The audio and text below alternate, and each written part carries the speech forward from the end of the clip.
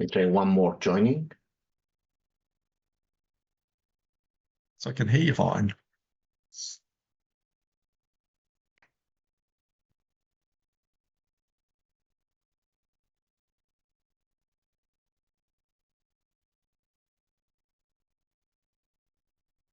Hey, now.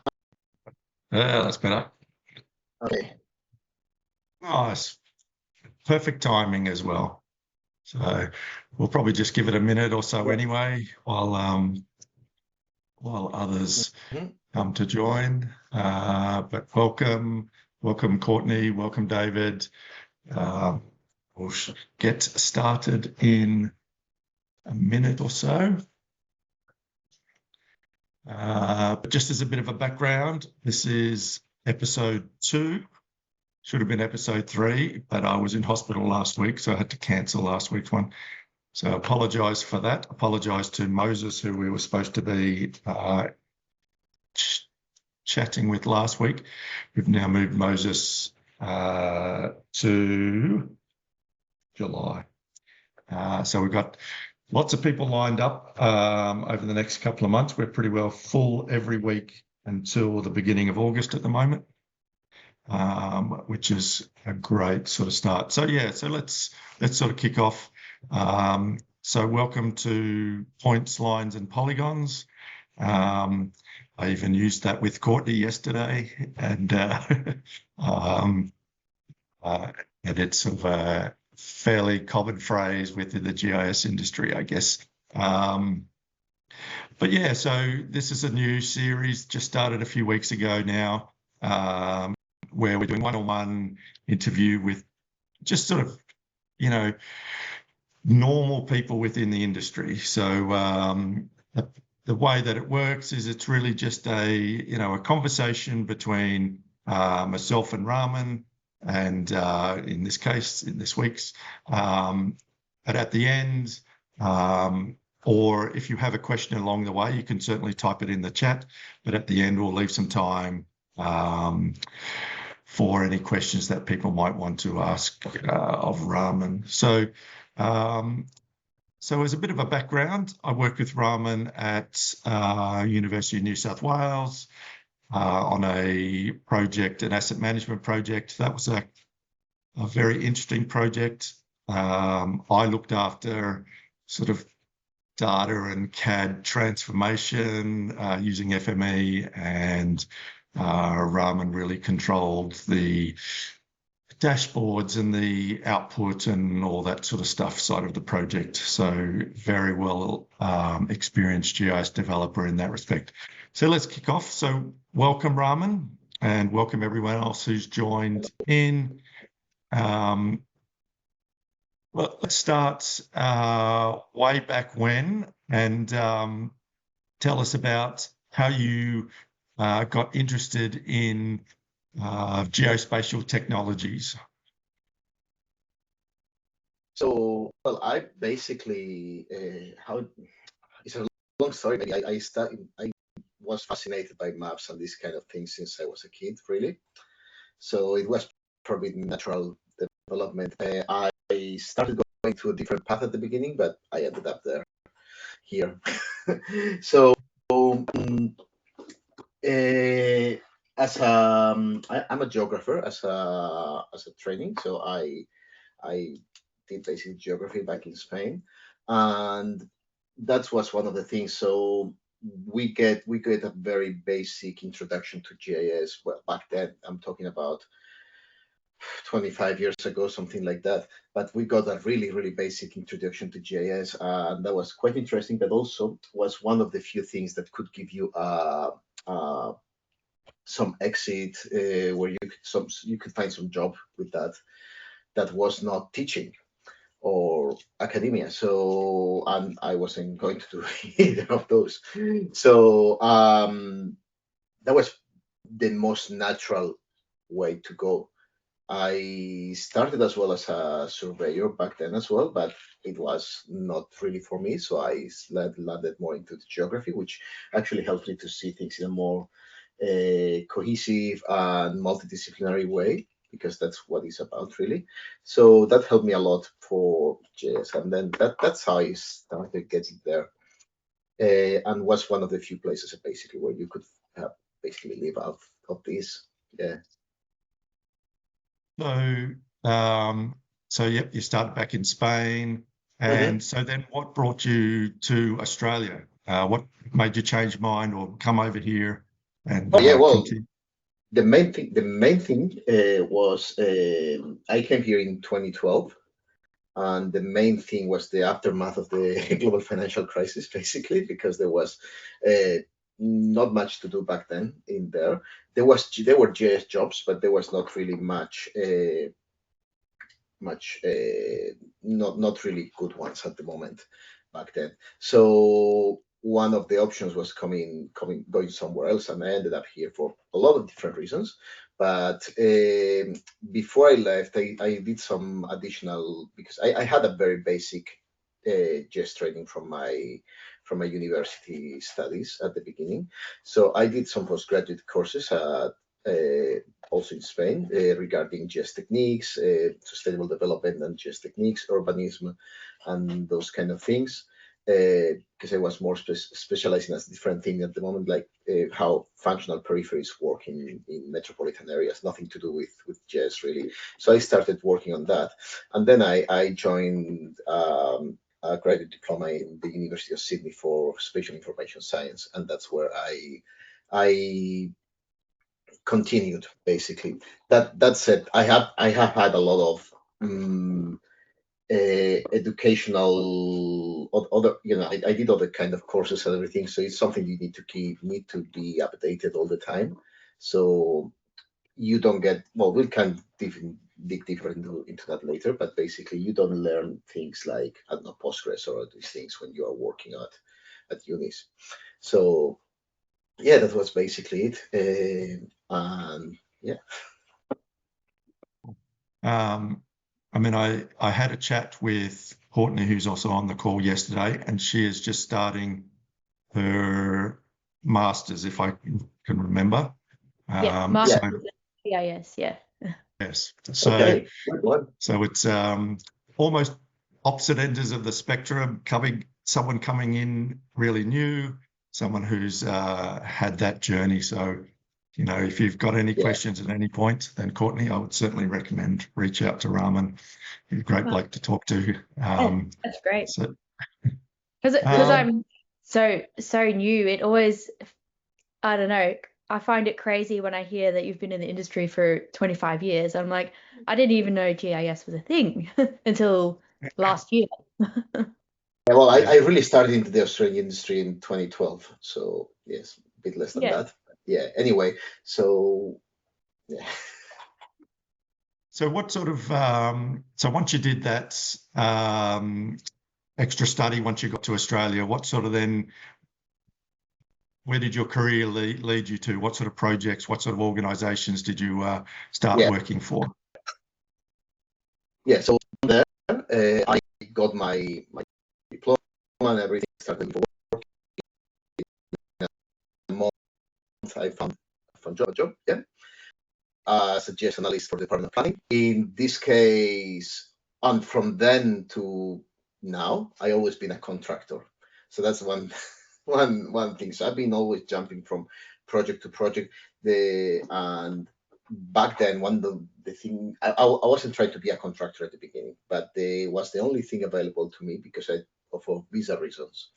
They couldn't hire me as a permanent back then in the Department of Planning. So let's say I missed that initial chance, which is fine anyway. I progressed through other ways and I ended up doing that. So I started basically in a program that was called the Growth Infrastructure Planning Program, which was, I think that was in 2013, 2014, somewhere back then, and was a very basic, I mean, it was some time ago, so the web mapping, all of that was much limited. So basically it was more a work of data acquisition, agency coordination, and starting to create an infrastructure strategy and some kind of architecture for the database, which was very, very limited. For many other reasons, I started moving to other places. This program got scrapped. and I went to the private sector, worked for Arup for a short period of time, which is a consultant company, the Arup Digital. And that was my first, let's say, a point of exposure to more advanced, or not say advanced, more, where the technologies overarch a bit more, because I started getting more into web production of maps and also FME, which was a big change for me. I worked there for a few projects and then moved back to the government. Now to I probably was my longest role as a senior GIS analyst at the Department of Planning again. And in this case, I was basically an FME expert I became that, and working on many things, which was, I don't know if you guys have seen the planning portal from New South Wales. That was a lot of my work was in that one, and included things like manipulating cadastral boundaries in a massive way with FME, stuff that you couldn't do with Esri, and that was one of my changes. From there, I started doing other projects for other groups, and yeah, until now. And so, what is one of those sort of technologies that you really enjoy using, and one of those technologies that you find, either a pain or difficult to use? Look, it's not a secret. I enjoy FME a lot. I like it because it's like a toolbox. It's like a Lego thing in a way. You can build your things in a very, very quick and very good way where you can test things as you go, and you can create very powerful solutions. And every time I do a new project, I learn new things. Even if I've been doing that for a very long time, I learn new aspects about that. And I think it's a shame that it's not taught that. I don't know now, but when I was studying, it wasn't taught that much, that kind of things in unis. They were showing other kind of softwares, but also gives you a way of thinking of the process. Helps you with learning how the process is, how the steps work, and how many little aspects that become critical at the end coalesce together in a workflow. Basically explains you how the workflow is. And from the other side, what I don't enjoy much is less visual tools. I had to do Python coding and all of these kind of things, and also HTML and working directly with that kind of stuff, which is not really GIS itself. The fact that it doesn't have a visual component, I'm a very, very, very, very visual person, makes to me things more, let's say, annoying and harder. And also, if we're talking of tools, yeah, that's the kind of tools. Visual tools is what I enjoy more, because it's more probably how I'm built. I mean, I agree 100%, and I'm that. I think we are very much in tune, because the great thing about FME is that visual component. You can put the model together, you can run it a bit, you see the results, you tweak it a bit, you run it again, and yeah, I mean, I think those tools, like you mentioned, Python and HTML and all those sorts of things, are really good to know, because they all form part of the chain. You're getting your data, you need to analyze it in some way, then you need to visualize it in some way, and that visualization component might be into a proprietary enterprise, an ArcGIS Online, that sort of stuff, or it might be, into a HTML, CSS web page, and so it's, and I think that's where, and I think you'd probably agree, where GIS has changed a lot over the years. Initially, when you would have been doing your geography degree, it was all about, understanding the patterns and all those sorts of things, and then having a map which showed you some results. And then as the technology evolved, you were able to then do the analysis, and then that just expanded it in so many different ways. And I think we're now at that point as well where the underlying GIS technologies haven't really changed a lot. Yes, the software is improving and everything, but it's now, how do I actually visualize that better? How do I actually ensure that my results are coming out and can be viewed and used in a really, really good way? So yeah. In fact, that's a great point. For example, the basics of GIS, as you said, haven't changed much. But for example, GIS has been the transition from paper maps to what we have now has changed how GIS behave as well. For example, back when I started in Australia, there was all about paper maps. In fact, one of the main points of the main project I was working was transitioning from PDF maps to a viewer. And when you do that transition, everything changes. Everything changes because you change how you work with the symbology, how you work with the layering, how you combine things, and also how the user is going to interact to it. But the basic of the lines, the polygons has we say don't change. The operations are going to be the same when you're doing an intersect or anything like that in the background, but how you present it to the user is completely different, and it also has created a new dimension in the way that things can be presented and can be used. So yeah. Yeah, and I think one of the really big differences now is like when a map was produced, it gave you a snapshot in time. And now the visualization can be almost real time.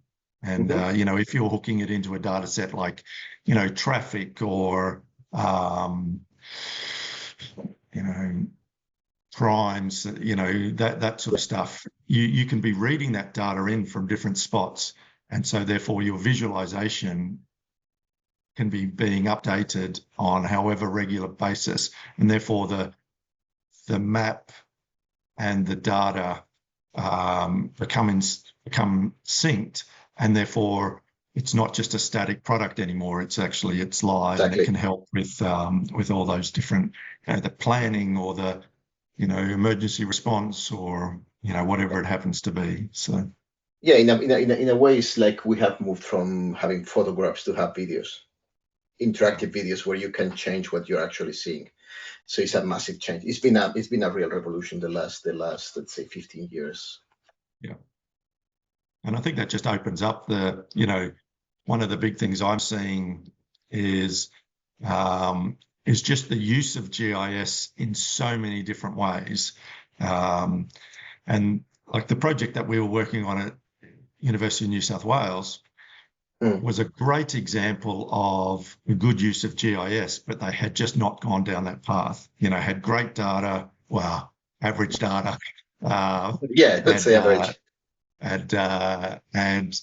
But now wanted to visualize it better, and so you now start talking. You know, it wasn't true 3D, but we started talking, you know, floors on a building and where things were and all that sort of stuff. So it, you know, adds to what you can do within the technology. Yeah, definitely. All right. So, what are your plans now for your future? Are you going to stay doing consulting work? Are you trying to do different sorts of projects, or just whatever comes up? Well, ideally, I like consulting. I like creating new things. We'll see what the future. At the moment, I'm taking a break after UNSW, starting probably in a place soon, but hasn't been formalized yet. And really depends. There is the advantages of the consulting is, besides the economical ones, is talking more about the fact that you're creating something new. Is a more exciting process. It's a more much more agile in that way, much more uncertain as well. than having a a permanent job and being looking for a JS administrator of a system, which is great, but that's it. You administer an existing system. Yeah, that's one of the things. It's a risk of getting a bit rusty if you start getting too comfy, maybe. And I do think we both do very similar. That short to medium contracts. Each in our own ways, and we've only just really in this last 6 months or more crossed paths because of the UNSW project. But but it does give you that option to keep up with the technology while you're doing a project, and using different methodologies, like the UNSW project. Very agile project. I think we had a really good team, a really good Scrum Master, and those sorts of things you don't necessarily, if you're working, as you said, as a system administrator, you may just be in the backgrounds all the time, so you may not necessarily work on that technology, or the organization you're working for is just doing waterfall, and therefore, so I think those things are really good as a consultant or a contractor, depending on which way you want to frame it. So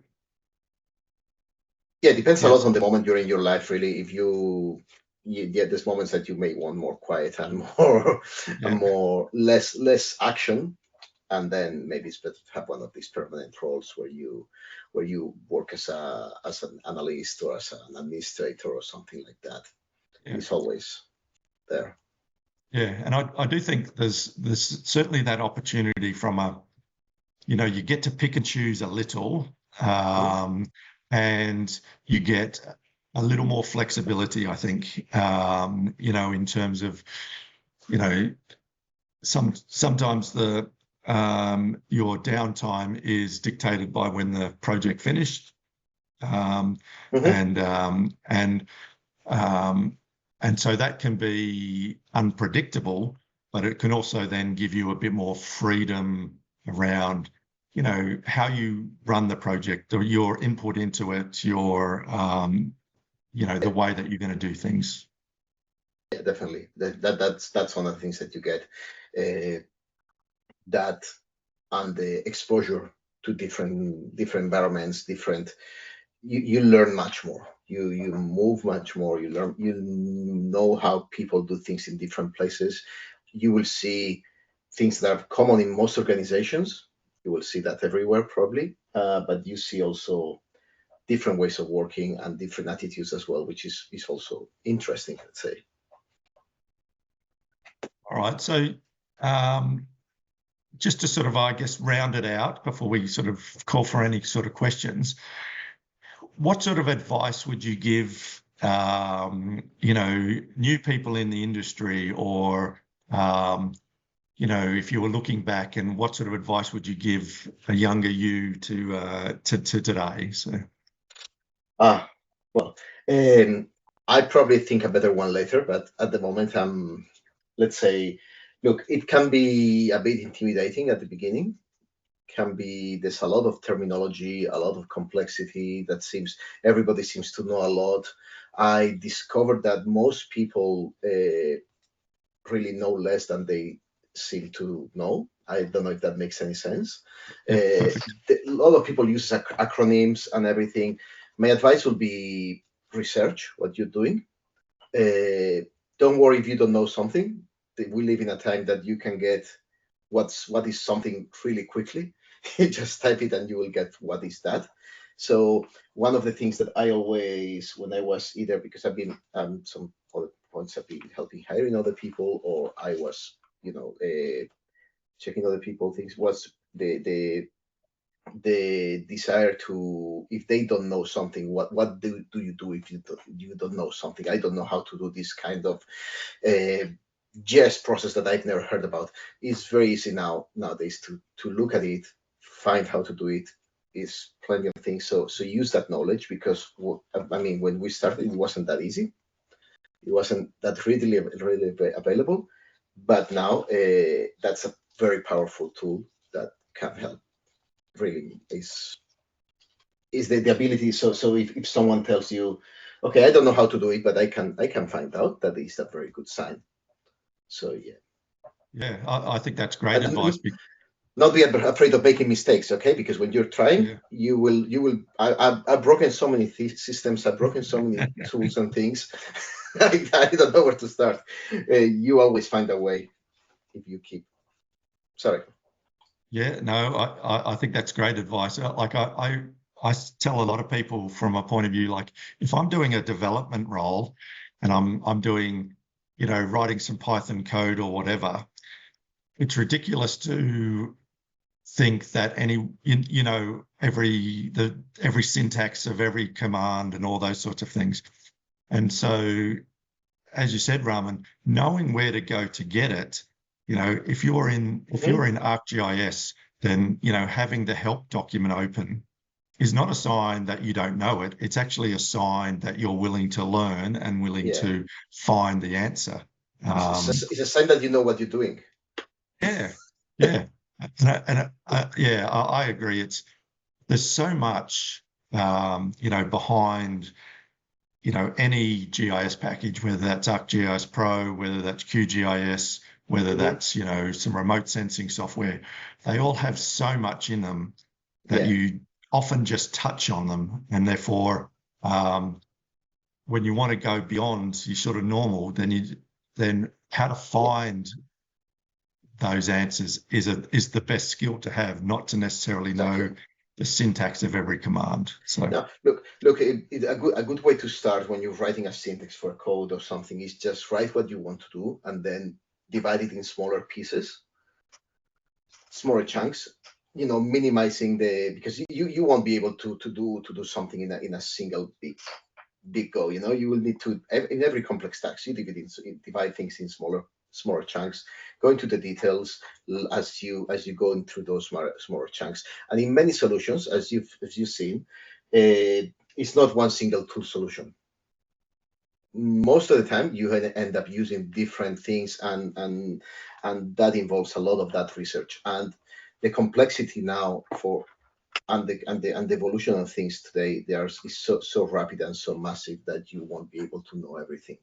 So knowing where things are is much more useful. You have your brain for other more important things in your life than knowing encyclopedic knowledge that is going to get outdated in 6 months. So yeah, perfect advice. All right, thanks, Ramin. I really appreciate all of those answers there, and it's great that you're here in Australia now, and have been for a while. Quite a while. And it has been great to cross paths with you. I mean, we're multi-states apart, but and that's one of the things I think is really good about GIS, is that you don't need like you get your degree, you get your understanding, you get your theory, but I can then go and work. I worked in East Timor at one point. I worked in Singapore. And you're using the same software, the same technology. And so you don't need to then go and, like, my youngest daughter is a lawyer. And if she wanted, she lives in Melbourne, but if she wanted to go to New Zealand, and which are two very similar systems, she would still need to then go and get re-educated into the New Zealand law system. Whereas, I could take a laptop tomorrow and turn up in Christchurch, or I probably don't even need to turn up. I can just reach out, these days with, with technology. So it's one of those great things. So I'd really appreciate your time today, and I just want to open it up. If anyone on the line has any questions of Ramin, where you are in your career, or any questions you want to ask about Ramin's career, then by all means, take yourself off mute and just fire those questions away. I'll ask if that's okay. Perfect, Courtney. Thank you. Ramin, you said you worked in consultancy, in private firms, I think maybe the government at some stage, did you say? State government. Yeah. So could you, I don't know, briefly talk about the advantages, disadvantages of each of those? Okay, yeah, sure. So look, I've been into a couple of private companies, and the yeah, it's a totally different world. Okay, when you're working for the public sector, you have, as a contractor, always in my case, you have a specific, let's say, rhythm that you don't have when you're in the private. In the private, you have to be more, let's say, you have to produce more, which doesn't mean you're actually really producing more. You're producing, you seem to be producing more because you have customers that coming to you in a direct way, and you have to justify in a very aggressive way, let's say. Okay, I don't like that much working for many other reasons, but basically it is complicated in the sense, for example, many of the data sets that I've been using have a public source, and always, in my case, even if I'm working for private, the ultimate customer is public. So we have a lot. I always had a lot of problems getting access to public data, even from the organization that hired the consulting company, because of different regulatory reasons. So, for example, working for Cubic, which is transportation systems, basically regarding to traffic congestion modeling, the client was Transport for New South Wales, and Transport was not going to provide the data that we needed for the work. So that kind of things happen a lot when you're in the private.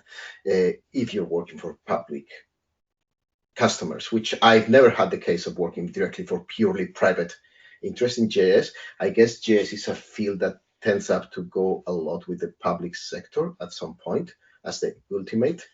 Even in the data acquisition point of view, unless you're in a very big thing like, I don't know, Google or this big tech. But yeah, and the public, if you are working permanently for the public, let's say there is usually a slower rate when things get applied, and let's say it's a more laid back environment in general. But you have more potential, I think, at least in Australia and in this reality, because you have access to more, let's say, more horizons. You have a much more bigger reach, especially in big departments like planning, or if you're working for property and all of these ones. Education. I had a very interesting project in education that was very big in the sense of data and access, and with a very, very good team. Yeah, one more thing about the public. It is also very, very directly linked to politics, actual election results. They actually have, in fact, impacted me a few times, or political scandals of corruption in different groups that end up, even if you have nothing to do with them, yeah, you're a contractor, so you are easily disposable, because contractors cost money. So yeah, let's get rid of them to look good. We will rehire them in a couple of months, but yeah, so that happens a lot. Yeah. Yeah. Thanks for that. That's great. Yeah. Does anyone else have any questions they would like to ask?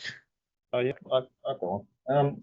Thanks, Ramin. Okay, it's been really interesting. I guess so. I work in a private industry, and that what you were saying about probably lots of deliverables. So I've got quite a keen interest in the development side of things and managing data sets and stuff. What do you find is good for learning that kind of stuff, and sort of to create opportunities to do those processes? Because I'm in an environment where a lot of our deliverables do look like PDF maps, but with the change of environments and technologies, we are producing more data sets and those kinds of things. And yeah, what did you find was good throughout your career as learning processes, or maybe things you did that were useful? In what field in particular?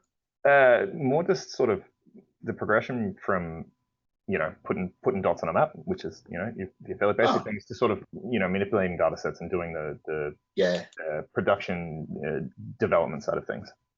Yeah. So big change for me was jumping from being an analyst, creating maps for users directly, to creating the system that was producing those maps as a developer. So that was a big change for me. Either if you're having a system that produces PDF maps with a print process, or you have a pure web app viewer. So for me that was a big change, because you're not analyzing the data by itself anymore, but you are analyzing how the data interacts with the system where it's located. So you start at the beginning, you're working on how you going to present these maps and everything, or how you're going to analyze this data, to how to make sure that the data is in the right place and is showing what you want, what the analyst have to do. So that was my main really. And again, jumping from the basic technologies of using ArcMap to create PDF maps and doing basic geoprocessing tools to FME or coding, or all of that was a big jump for me. And and also web development and web app development, GeoCortex, and well, now it's easier with tools like Experience Builder and all of that. But yeah, so there's a big technological leap, but also yeah, I think it's worth it at the end. I don't know if that answers the question. Yeah, no, that's great. Thank you very much. Thank you. Thank you. All right. Any final questions from anyone? We're getting close to time, but if there's any other questions, we can ask them. Otherwise, happy to wrap up. All right.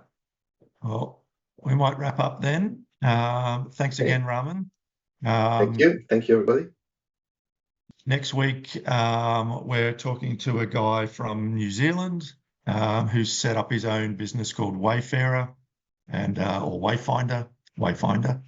I should get that right. So you know, this one, you know, Ramin is very much a consultant contractor. So next week's one is going to be more on that. How did I, you know, Ryan took that leap of faith from going, all right, I'm actually going to start up a business. And so we'll talk about that business side of things a little more, and how that worked for him in New Zealand. And but yeah, same time, same link if you want to jump on board. Tomorrow afternoon at 4 p.m. Eastern is the GIS Jobs job seeker chat. So if you have any job seeker questions, bring them along for that chat. But thanks again, Ramin, and hope you start your new project soon. And I'll let you know. Again. Yeah, thanks for being a part of this, and thanks everyone for tuning in. And hope to catch you again soon. Thank you, Dean. All right. Okay. All right. Bye, everyone.